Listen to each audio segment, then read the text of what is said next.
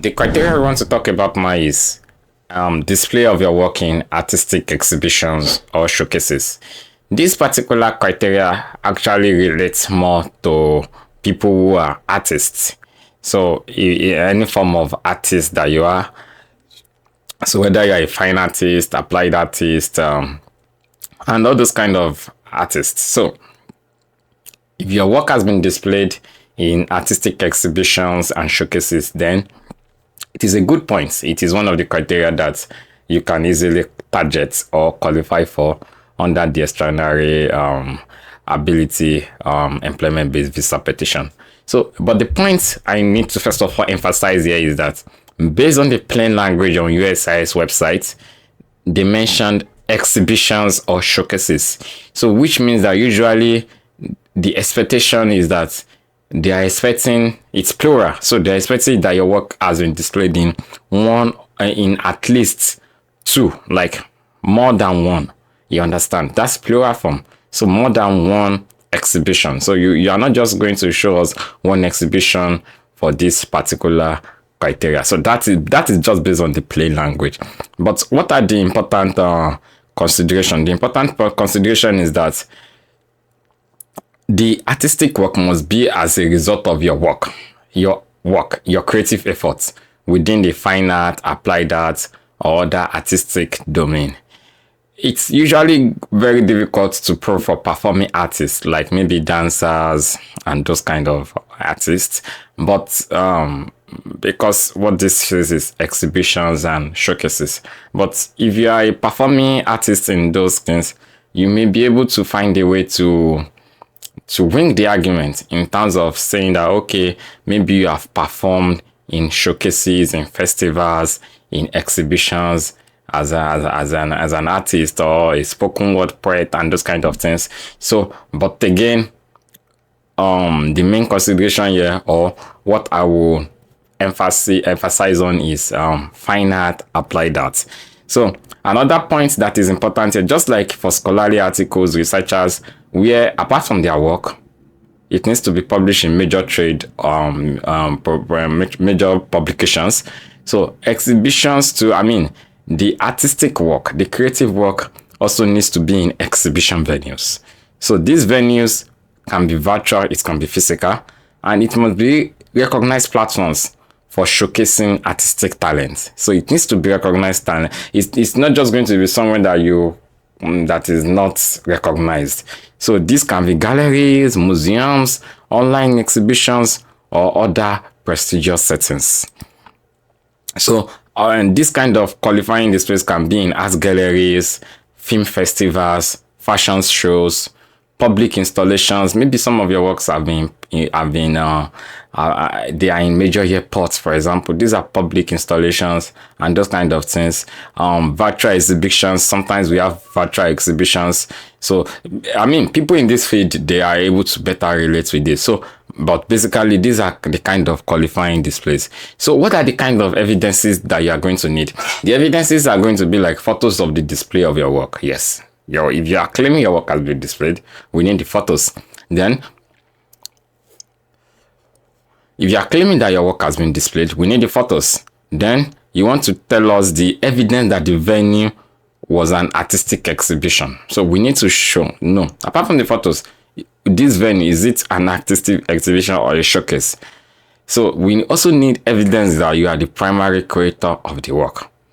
Then, photos of you creating the work. If you have it, these are very good. So you are not just showing the end result, you are showing the process to actually prove that yes, you authored this work, you are the creator of this work, you are the artist. So are there any reviews by critics? Are there any comments? Are there any storyboards, blueprints, copies of original works, transcripts, recordings? These are for performing arts. So are there emails that you exchange between the venues and you before they were displayed? Were they the one that reached out to you? Were you the one that reached out to them? Was there an acknowledgement email? All these things are evidences that are going to be needed. Maybe there was discussion prior to your work where you are explaining the significance of your work, and all those kind of things. These are important evidences that you will need. So what is the criteria used by the venue? You know, when your work is displayed in art in museums, festivals, and those kind of places, they don't just accept any work. They have a minimum criteria. They have what they are looking for. They have the kind of things, the genres, everything that they want to display. Is it something of a particular culture, of a particular geography? Are you trying to express something? So all these kind of things, you need to explain to us or to USCIS what is the criteria that they use to pick your work. By the time you're explaining the selection criteria, apart from the fact that your work has just been is in showcases, is in exhibitions, you are going for that to show that you are top of your feet, that you went through a rigorous process. You understand what I'm trying to say? So are there any evidences regarding attendees? How many people visit these places? This is in terms of recognition of your work and the traffic. You understand? So this work, before it was displayed, was it judged by some people? Is there any evidence regarding that? If there is an evidence, then all these things are those things you submit to show that your work is really your work for this criteria. Again, like I have said multiple times before, petitioning and winning this case is about documentary evidence and telling the right story. Even if it is the most popular or the biggest museum in the world or in the United States or anywhere that your work is, it is your job to make this explanation. You don't just mention it, you don't just say that, my work has been displayed there, without providing the context of that your work. It is really an important part of this petition. I've said it before, I'm saying it again, and I'm still going to say it. So how do you present the evidence? Remember, I've talked about the evidences, but there's a way you tell the story and present the evidence. So there's no standard format, not that there's a structure somewhere. But again, by providing this kind of way you tell the story, it helps anyone that is preparing. So again, you need to list the exhibitions. Okay, your work was exhibited at so festival, at so museum, at so places. You tell us. Then you describe that work. Okay, where is the venue? And you add those evidence. Then you document the exhibition venues, their credentials, the target audience, and the reach of your work.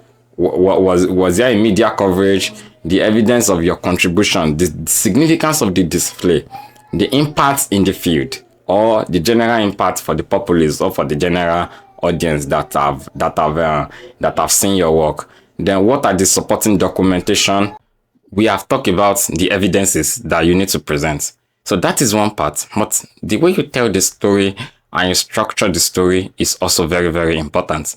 So we are going to look at, when you want to present the evidence for the exhibitions, the display of your work, you need to list the exhibitions, you describe the work. That is an overview, the general overview. Okay, these are the places my work have been presented. This is the documentation of the exhibition venues, the target audience, the reach. You describe all those things. Then you go on to talk about the contribution, the significance of that display. What is the impact for the general populace or for the target audience? What is the supporting documentation? So the common reasons for RFE in this case is going to be insufficient evidence of displayed work. If there is a questionable venue, the venue is questionable. So if you lack evidence of the audience and the impact, again, USCIS may issue RFE. If there is an inadequate explanation of the contribution, this can also cause RFE. Also, missing supporting documentation. So another final one is if you fail to connect it to the EB1A criteria in terms of how it makes you have extraordinary ability.